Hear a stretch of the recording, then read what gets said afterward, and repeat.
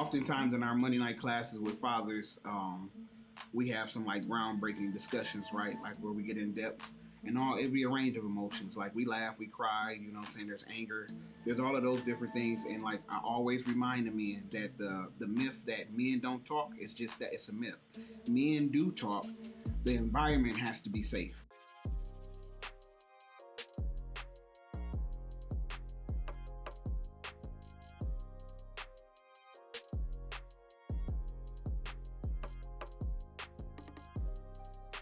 Welcome again. Listen, welcome to a Father's Heart podcast, man, with Yes, boy sir. Cole Williams and Shon I'm in the Hart. building. Look who we got with us tonight. We got a Special guest? Yeah, listen, we got the guru. He ain't no guest. He been here. That's true. That's true. That's We're right. gonna say guest. Guest. We're gonna say guest, and we're not gonna say special. We're gonna say average guest. How about that? No, we ain't downplaying nothing. No, special. Listen, This is a special edition. I don't know if I should really be here. No, I'm gonna keep it 100. Right, it's because y'all beards is looking real nasty right now. They look real nice. And you know what? I'm gonna agree with you. Welcome to the Cole and George show. We appreciate you. Really? That's what we're doing? Is that what we're gonna fight it, you know? You know. Yo, that is real rude and I'm gonna start taking pictures like this. That's real. That's why you wasn't in the screen. Oh, Listen, man. Listen. Yo, what's welcome, up, man. Good evening, bro. Good evening, man. I'm glad to have my brother George on with us tonight, man. We got a really good topic. Y'all beards are getting in the way, kind of distracting me, but I'm gonna try to stay focused. I'm gonna try to stay focused tonight, man. So Cole, what's popping on your end, man? Yeah, I mean, you know, life is good. Life is real. But you know what? I've been learning it's okay to complain. Yeah. You just got to complain to the right people. Yeah. Right? But no, life is good, man. I'm trying to have some podcast etiquette. See, also instead of drinking out of a water bottle, you know, I got it in a cup, so you think I'm drinking tea, but it's really water, baby. So I'm feeling good. It's just a little. Look at it like this. At least you got offered some water. I'm a special guest, but you know what I'm saying? I got a water bottle. You didn't get no water. Nothing. You know what I'm saying? I just got off work. Like I shot right over here. Ain't even had no substance or vittles for the day, but wow. you know. Man, Shon, man. Enjoy your water. I got you. You know, I got you. If I was there, brother, I know you would. That's in your heart. I believe that. But go ahead, man. What's the topic for today? What's up, fellas? What's going on? Do you still see me looking at? Yo, listen, man. All right, listen. Let's get into it, man. Yeah. So, off camera, Cole, you brought up a very good point. Yeah. Right. Yeah. And I definitely don't. I just think it's an extremely important part, right? And I know a lot of people here on tonight with us can agree, right? And I'll let you set this up, man. That you said you're speaking to some parents tonight, man, and I really want to tap into that, right? See how we impact some stuff, man. And but I want to say this to you, Cole, before we go into yours. I just want to tell you thank you, right? And George, right? For real, like real talk. Because last week we were talking with our topic last week, and we got to talking even behind, you know, off camera. We started talking about bullying, bro, and we started talking about my man TT. You know what I mean? When I was younger, and so. You know, honestly, bro, I'm in the middle of writing my book, Broken Boys Become Broken Men, and I was at a place to where I really couldn't. I was just struggling trying to formulate my thoughts and all types of stuff of that nature, right? And after that conversation, man, a lot of stuff started unlocking. Yeah. It really did, and I realized that I was holding on to so much trauma as it related to me being bullied in a segment of my life and how I came out of it, but still as a grown man, I never reconciled that moment. and how I looked at that little boy as he was weak, as he was soft, as 12, he. Yeah, I was like 30. I was in the 7th. No, I was in the 8th. I was in the 8th grade. I was in the 7th or 8th grade. Yeah. So we'll say the 12 or 13-year-old Shon, I was looking at him as he was weak, he was soft, and he was a punk, right? And having that conversation last week with you guys and George offline, it really gave me the opportunity to have the conversation with my daughter. And when I had the conversation with my daughter, Cole, once we got off this podcast, bro, she was like, "Dad, I appreciate you sharing that with me." And she was like, "That's what I was struggling with." And she said, "I didn't know how to articulate it. I didn't know how to say what I was feeling. But because you said what you said, I can now process this." And so had I not been in a safe place for me to disclose what I was, challenged with and not even knowing, it really unpacked and allowed me to grow. So last week, I forgave the 12 and 13-year-old Shon for not fighting. And I gave him permission to let him know, like, listen, it was okay for you not, look at this dude. That's shameful because I'm the one brought that up. I'm the one out, you rooted it. And I rooted it up. So Reimage Collective. This dude right here. Yeah, he tried to therapize me. He tried to therapize me right in front of, and that's my term, therapize. So yeah, man, but for real, man, I appreciate you guys for unlocking that thing on me, man. So yeah, I wanted to say it publicly. No, man, and I appreciate you even being transparent enough to share that, right? Because what you also unlocked for us and hopefully the viewers that watched it is that that's a rare conversation to even talk about Black boys particularly and talking about bullying. And there is this cool pose where you mask it, you cover it up, you don't talk about your feelings. When you come off the porch, you have that exterior on that says I gotta fight and be all these things, but there's also that other part of you where you are scared, where you are frightened, where you don't feel confident, where you don't feel safe. And that often isn't a conversation of discussion for boys to feel like they can even unpack that in a place that doesn't, there's no rough. I don't even know the word I'm looking for, but there's no safety net to be able to unpack that. So for you to be able to share that, man, is I think that's how we have to continue these types of conversations.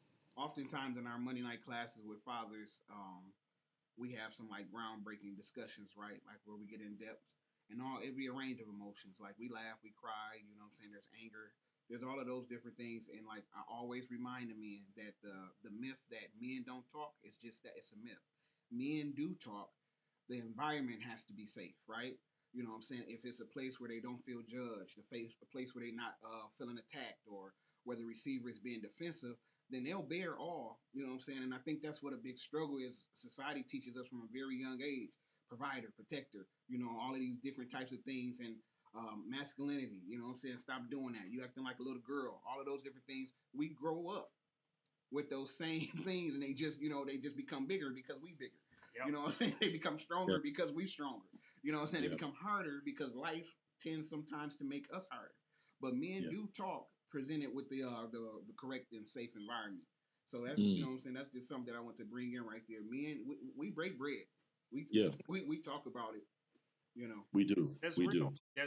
That's definitely real. And the thing about it, man, is that I didn't know, because my father was a man's man, right? Yeah.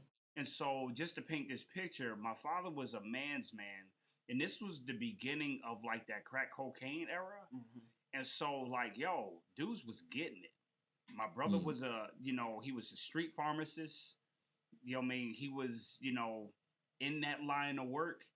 And people that were around me were little bit more hard, right? Mm-hmm. And so I'm like, I didn't feel comfortable. And it wasn't that I couldn't go to somebody. Right.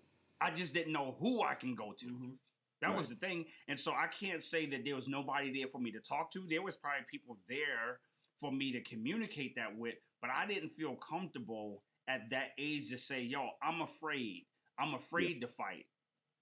right? I'm afraid what's gonna happen if I begin to fight. I was so paralyzed on what would happen to me if I was to get into this altercation that I'm just like, yo, I'm good.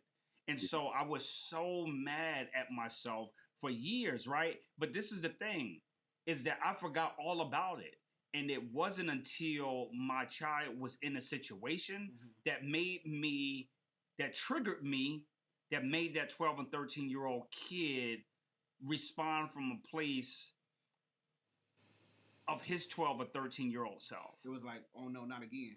Like, it's not going to happen again. And that was the thing. I didn't even think about it, right? Until he's like, yo, Shon, were you bullied? And some people are like, yo, what are you talking about? You know what I mean? But the thing about it is that, you know, my daughter went through an ordeal at school where she's going to get an altercation. And so my advice to her was to be aggressive back. Right. But that wasn't her nature. That wasn't what she wanted. And so I'm like, yo, you need to do A, B, C, and D, right? And I was emphatic about it. And she was extremely uncomfortable. And so once I exposed to her that, like, to letting her know, like, yo, what the advice I was giving you was from my own pain, was from my own insecurities.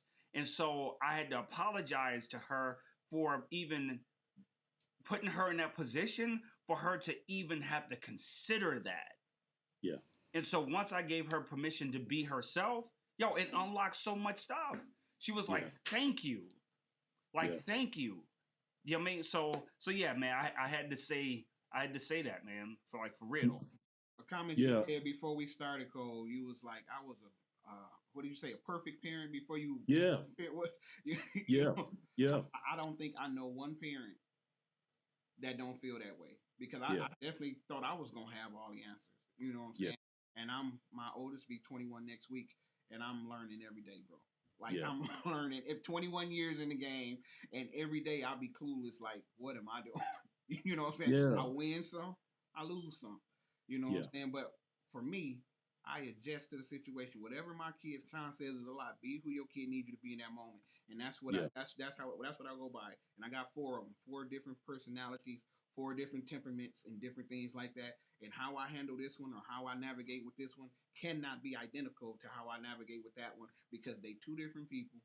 You know what I'm saying? And I have to make sure. And I used to think, you know, early on, I used to think that it was gonna be my first one. When she first came, she was a piece of cake, sweet as pie, good grades in school, no behavior issues and everything like that. So I'm like, okay, I got it down. Yeah. Third, that's what I call my boy. My name's that boy came through like a Russian mighty wind. Ain't that what the Bible says? He came through like a Russian mighty wind. And I'm telling you, and so we was thrown off for a while, and I never forget. I tell this story a lot. I was a Sunday school teacher at the time, and he had such Sunday school teacher. I was a Sunday school teacher at the time, and he had such a rough time in school. And back then, we talking 19 years ago. Well, like Monday, Tuesday, Wednesday, Thursday, Friday, Saturday. About 15 years ago. So at this time, I'm doing what I know to do, and what I know to do is whoop. That's all I know to do. So he getting in trouble, you getting a whooping. You talk back to the teacher, you getting a whooping. We talking kindergarten, first grade. That's all I knew. And I remember one Sunday, after I teach he wasn't in my class, but I saw him come up the hall. And I reached down, I bent over and I reached down to pick him up and embrace him, because it was Sunday, I was in a good mood and stuff like that, and he cringed. Right? He cringed because he had become so accustomed to Daddy whooping that behind. You know what I'm saying? That was the only response he had. I was literally going down to hug him and say, "What's up, son?" That's what I was.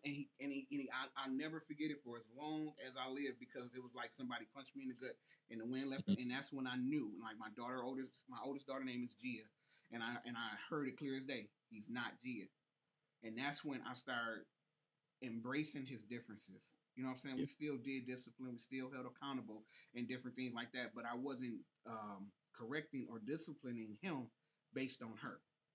I had to learn him. I had to actually learn him and discipline him based on him. So that was a learning experience for me, man. And I took that with my youngest too, because I got too much up under him. And ever since then, I've known your children are going to be different, and you have to deal with them accordingly. But that was a life lesson for me. I went down to hug him, and that boy was like, "Not now. It's Sunday. Like, we going upstairs to praise the Wait, but you was a Sunday school teacher. I was a Sunday school teacher. Spanking people. I was, oh man, we was putting in that work. I was spared aroused Yeah, for a child. That was biblical. You know what I'm saying? At least to my that's real. level of understanding at the time. Yeah, But when you know better, you do better. I learned better. yeah. Wow, Wow, that's powerful, man. wow. And that's real, right? Like, so from the aspect of, like, I always say, and I say it now because I learned it, right? Is that Right. who does your children need you to be in this moment? And I say that about spouses. I say that Yeah, about, whoever in relationships. Like, who does that person need you to be in this moment? And in that moment, my daughter, and I didn't know, right? I just wanted to share with her, like, I'm like, she need to know. Cause I'm like, cause somebody asked me, they was like, yo, who does your daughter need you to be in this moment? It was that because you was mad. You Oh like my you gonna God. use my words on Oh me? yes, so it was him. He really want credit. Yeah, I work. He really trying to fill his schedule up. You know what I mean? He trying to The fill. Image Collective. that's it. Gmail.com. He trying to fill his therapizing schedule up. So all right, so it was him. He was like, "Yo, who does your daughter need you to be in this moment?" Because I was pissed. I was angry, Yes. like for real. Yeah. And Yeah. what this is for, if you don't mind me sharing. No, go ahead. You was not listening. Sean is, out of the two of us, he's the more rational. Like typically it's him pulling me down and calming me down. And so I'm talking and I'm trying to give like all of the practical and logical, and he was just not listening to reason. Not hearing it. So I knew immediately. Because you're talking about my baby. Yes, I knew Right. immediately. You're talking about my baby. And we are talking Emotion. about his baby, and I have the pleasure of knowing his baby, and that's just not her temperament. So the stuff he was saying, he was talking about her, but it is not her. So that's why I'm like, this is deep. We're not talking about baby girl no more, because like Sean, I'm telling you, he's the rational one. I'm not. I can be. He's the more rational one, and he was not listening to reason. He was not trying to hear it. He had a plan, and he was going to execute. I was going to execute. I was going to execute my plan because my thing was like, listen, and people might be like, well, what are you gonna do? What are you gonna do? But no, but my thing was I was heading up to the school like, hey, tell your mama and your daddy to meet me at the school, right? Not for confrontation, but I'm like, yo, we need to have this conversation because I need to let them know that they cannot bully my daughter. Mm-hmm. They can't put their hands on my daughter. You can't intimidate my daughter, right? Because I'm just thinking like, yo, I can only imagine what my child is going through. And so my wife couldn't talk me down because I'm like, no, I'm going up there. And I was in a meeting. And so when he responded with the what or who does your daughter need you to be in this moment, it made me think. Yeah. And I was like, man, number one, you front me off in front of my wife. And then two, we were having a sibling conversation. I don't look at it and like then, that. Well, I do. And then number two was like, yo, you're going to use my statement against me. And so I had to take it, right? Because I always say, man, don't be a public success in a private failure. So here I am losing it emotionally. And I'm like, yo, you know what? I can't afford to do that. So I have to listen. And so I had to think about it like, yo, who does my daughter need me to be in this moment? Regardless of how I feel and what I was dealing with, I'm like, yo, this is what she needs. And so I had to tell her my story, man. And my story is part of what have helped her and unlocked her and gave her permission to be authentically her, not trying to be somebody that she wasn't. Because as a result of mine, I became a little bit more hard. And you guys know me, like, yo, that's not me. I'm all about, trying to impact people's lives, having a great time. You see me dancing all the time. But there was a moment when I became extremely hardened because of that. I'm like, yo, that's not going to happen to me again. And so when that happened with my daughter, that 12 or 13-year-old boy, and I had to, like, for real, man, I was looking at that 12 and 13-year-old little boy like he was a punk. Yeah. And he was all types of things that I can't say on this podcast. Yeah. And so I had to say, yo, Sean, you was this age, but forget the age. That wasn't you. It was okay to be afraid. So give my man some grace. Yeah. So, I'm over here absorbing and taking it all in because one of the things I'm feeling as you're talking and the premise around this concept around making sure that the vision that we have about parenting before we become parents was so prominent in my thoughts tonight, primarily because I had to learn this concept of like actually being quiet and sitting still in the parenting script that was created. And I've come to recognize that sometimes, almost like when you're going on a trip, parenting for me felt like going on a trip and taking a plane ride and packing my suitcase and only getting to my destination and opening the suitcase and recognizing that the pieces that were in that suitcase were not mine. And the whole thing of once you plan the trip, you purchase maybe some new items, you then pack all the things in that you look good in, and all of the things, and then you get there and there's a similar suitcase and you open it up and you recognize that there's pieces in there that are not yours, but you've been carrying it around. That really was my understanding when I woke up to this idea that the ideas and ideologies that I had about parenting was completely not my own. They were narratives that were created from shows that I watched on television where I romanticized the kind of parent that I wanted versus the parent that I actually had. It was the parenting experience that I had with the parent that I had that shaped my understanding of what it meant to be a parent. And then all of a sudden I'm like, you're a parent now, and I'm like, oh, okay, I know how to be a parent. I have the storyline. I've been scripted with it. And then once you start sitting still with this stuff, it's like, it doesn't add up. And so, Shon, one of the things I also want you to know, man, that not only did you give your daughter permission, but you gave her permission by being human. Like you humanized your childhood experience and trauma.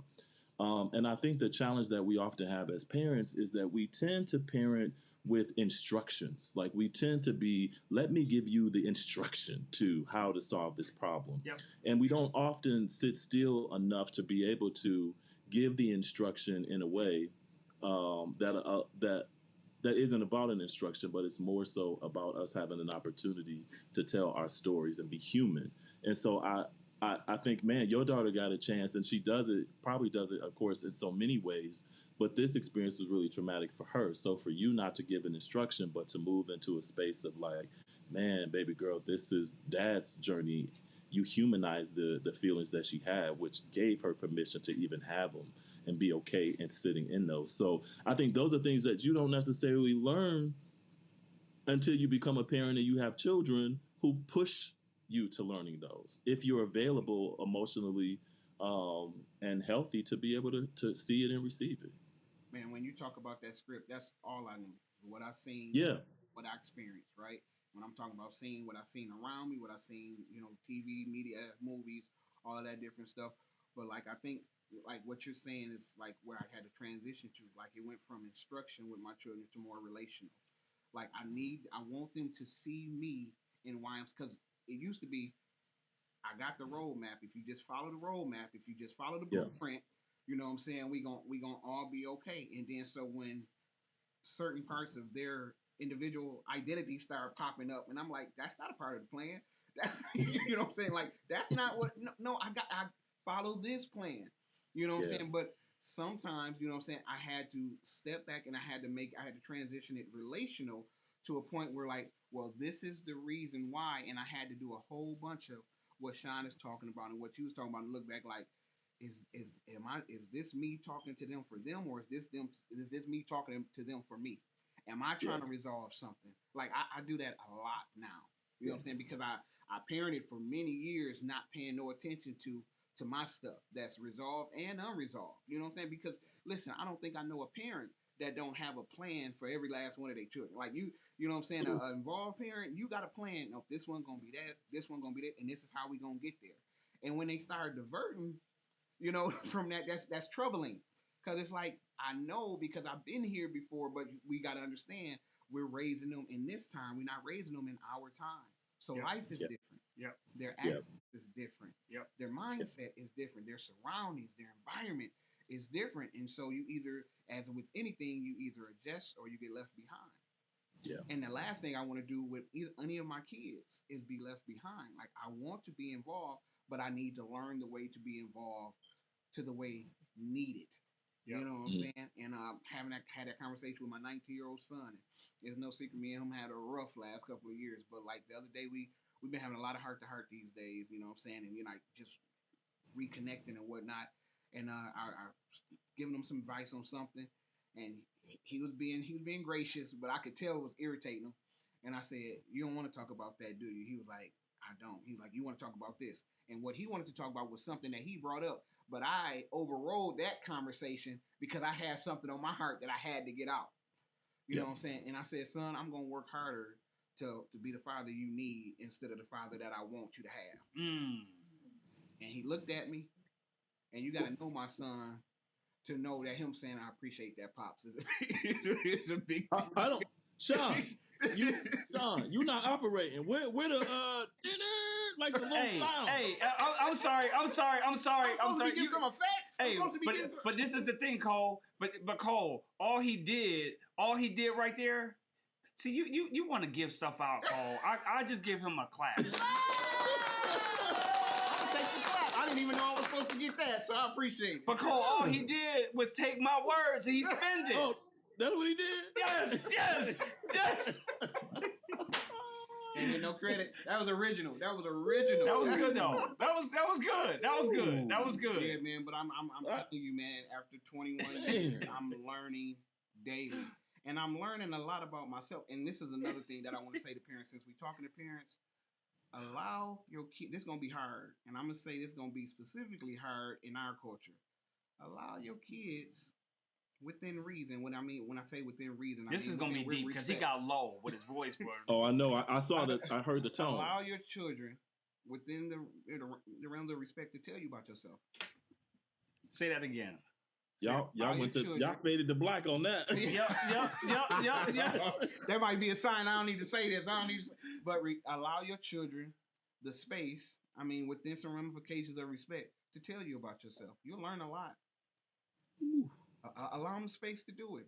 I do it, and I'm gonna tell you something. It don't always feel good. All right, so we're not gonna go past that, okay? Because we talking about we talking about within reason, right? Yep. And so some parents may be struggling with that. Yes. So what would be a healthy way of allowing your child to say something? So we had this rule in my home, and you know what I'm saying, I don't try to tell nobody else how to parent, but the rule is you can say whatever you feel like you need to say. You just need to be mindful of how you say it, right? And within that, if they need clarity, I'm gonna tell them what they're saying. Like your tone matters, your word choice matters. So because I don't want you just spouting off stuff emotionally. If you got something to say and it's deep or it's unfavorable or whatever, I want you to say it because I feel like your kids spend enough time around you where they know stuff about you that don't nobody else know. So let me give you an example. Yep. Let me give you an example. So if you're saying, I want you to get good grades, right? You just say, and I wasn't a very good student. Yep. My children know that I wasn't a very good student, not because I couldn't be a good student, but because I chose not to be a good student, didn't apply myself. Yep. So if I am getting on them about getting good grades, the whole nine, and that is something that they like, yo, you a hypocrite. How... Should they be able to say something about that? They should. I don't think they should be able to say, "Hey, you a hypocrite," but they should be able to say, "Dad, I don't understand why you putting this pressure on me, or why you forcing me to get good grades, and you didn't get good grades." I'm gonna jump in on that because it's the same thing. I just said it better. It's the same thing. Go ahead. No, I'm gonna challenge that, right? Because we often know too that we don't all in relationships with people when we are triggered and we are emotional and we are in that part of that brain. We don't often use the proper terminology to express the feeling. So I think even if a child does say to you, you know what, Dad, you a hypocrite, bro, and go down the line, I think there's still an opportunity to talk that through. Absolutely. Yeah, because then it becomes the model part, right? Because part of what I had that same kind of concept, and I would say you were not in control of my emotions. So whatever you need to say, you just need to say it because I'm responsible for how I react, not you. So if you're operating, if you're not talking to me because you're afraid of how I feel. Because I because that was the rebuttal. But hold on, you can get your rebuttal. It depends on how your rebuttal is, because that was good. Because hold on. What I horned is that you were saying as the parent that I'm in control of my emotions, regardless of what you say. Yeah. So that's the part that you said. So I got to give you a horn on that because parents need to know that part. And I'm gonna allow you to rebuttal.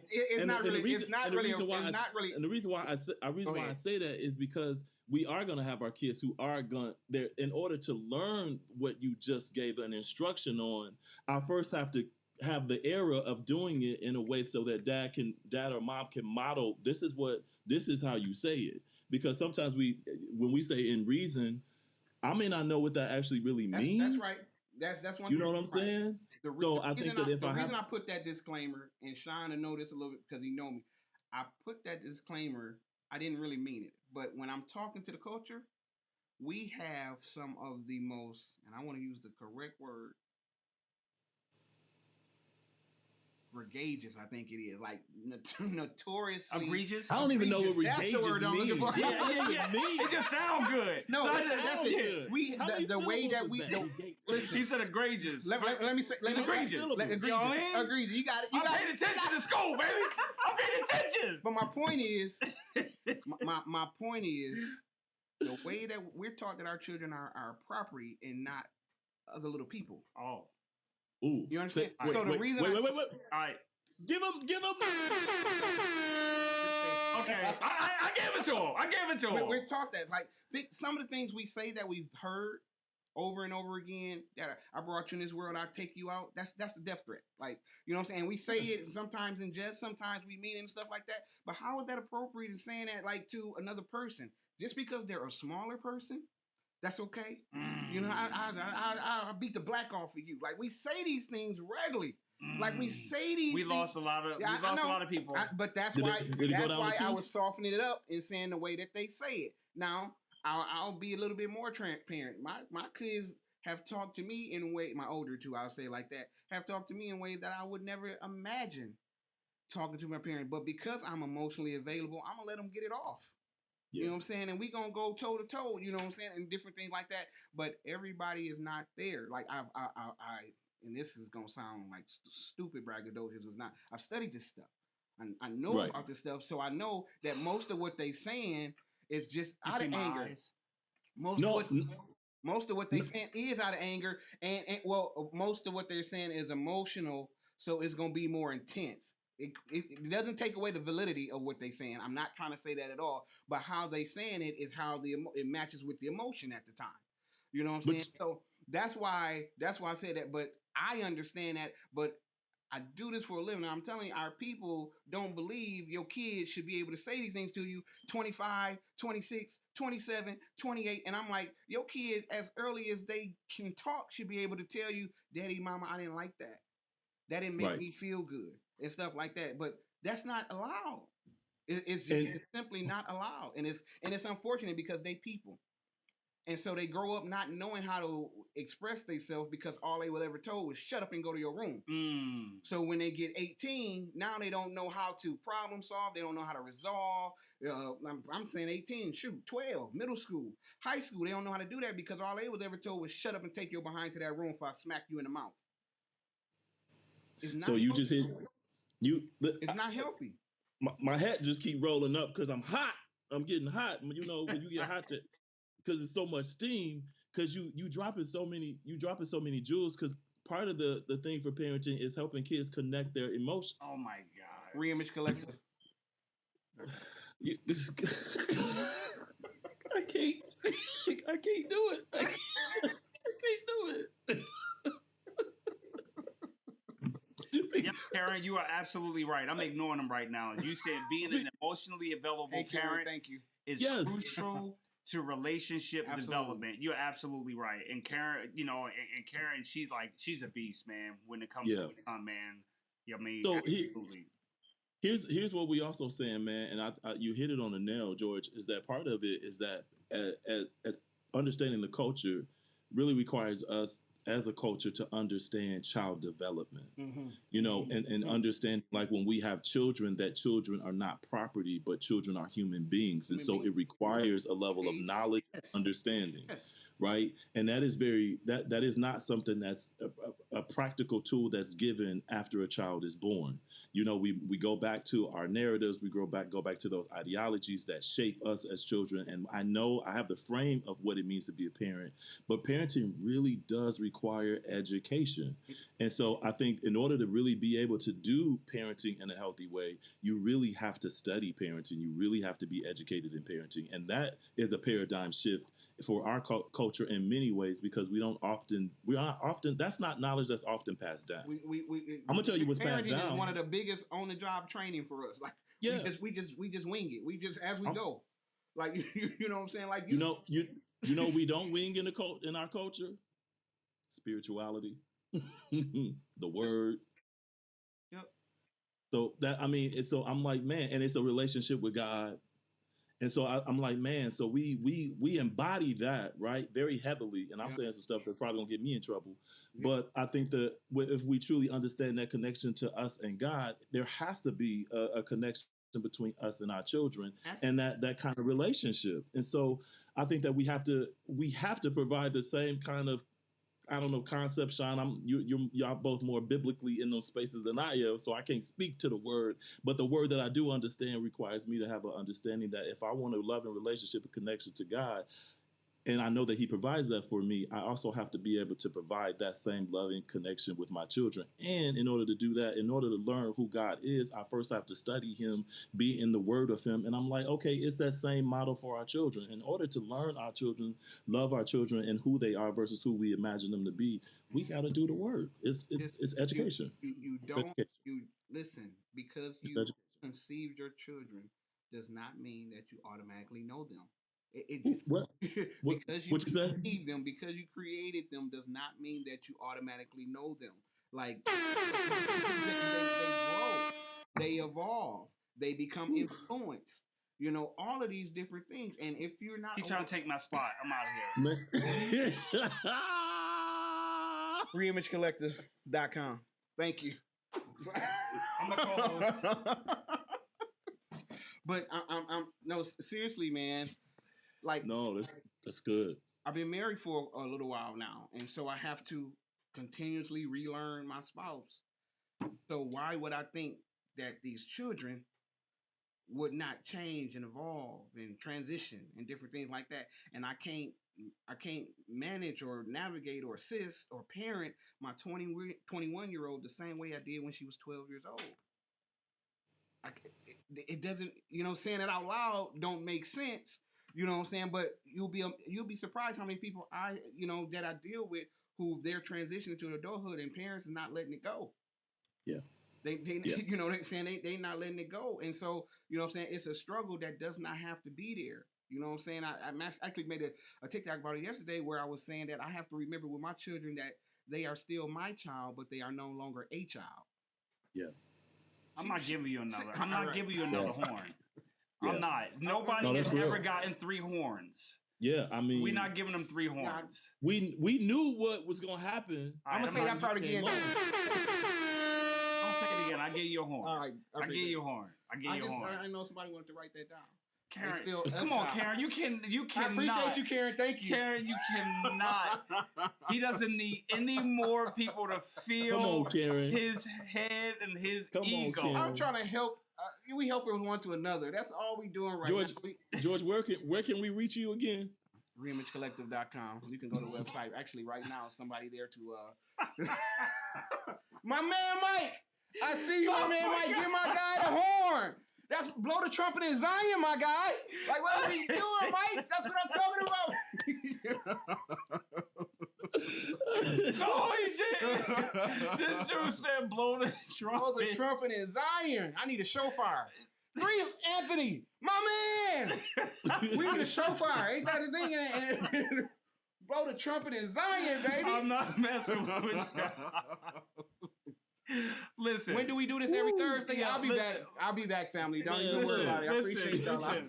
Hey, Tone, we are not bringing him back, man.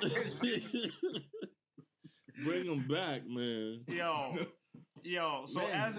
as we close, man, I just want to say, man, this was good tonight, man. This was definitely good, man. Appreciate this conversation, man. I really know that you guys blessed some people tonight, man. This was definitely needed and definitely necessary, man. And so yeah, man, we gonna make this happen. Can I say one more thing? Yeah, absolutely, brother. Get the horn ready. No, seriously. Just remember, parents, like, you don't have to be a perfect parent, but you should at least be a progressive one. Keep learning. Keep learning. You ain't got the cricket sound? I feel like there should be some crickets. Why did you say that? I gave him the fourth tone. I appreciate you, my friend. I gave him the fourth horn. I appreciate you, my friend. You know what? So that's going right there. I think that's the new thing. How can we have a guest come on and have 4 horns? We never got 4 horns. Cause, son, it ain't about us. Y'all have a good night.